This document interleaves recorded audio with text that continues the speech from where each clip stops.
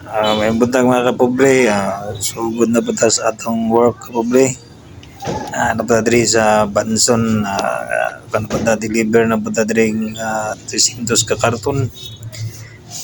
Time to gym na pod. Ano siya atong lifestyle sa atong work.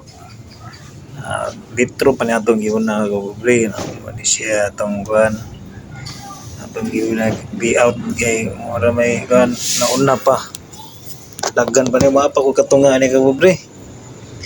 Ano siya litro pa lang nasugdan na mga anak. Pagkatunga mas panel na ko 300 ka karton ni siya among gikuan na ni deliver. Ay nihinay ra ko tagagino dani no. Mao ni atong kuan. Kinahanglan man tang mo trabaho kay mo lagi wala man tay daghang mga utang.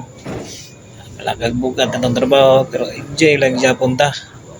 Wala niya po tag-gym ani.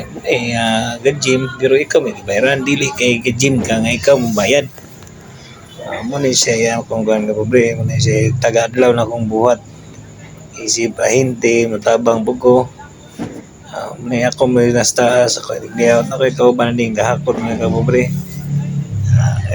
Yun po ng panahon na ni di kita tong init mo nang kuan lang kayo, chill lang kayo na.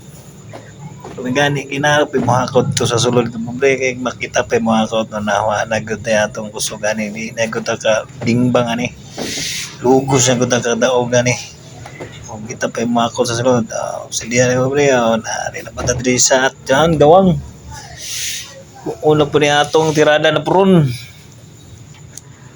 na sige aswat lang ta ka pobre aswat ay mahuman na nila atong delivery.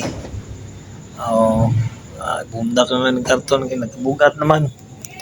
Alang bundak naman kay nagbugat ng karton dungi kay mo man. Wa pa katunga taon. Muna siya atong kuan. Hinay lang kung Japon ta ka pobre. Wala kang kuan kay ato maning let's work sa work man nato ni. Para na po ni sa atong future pod.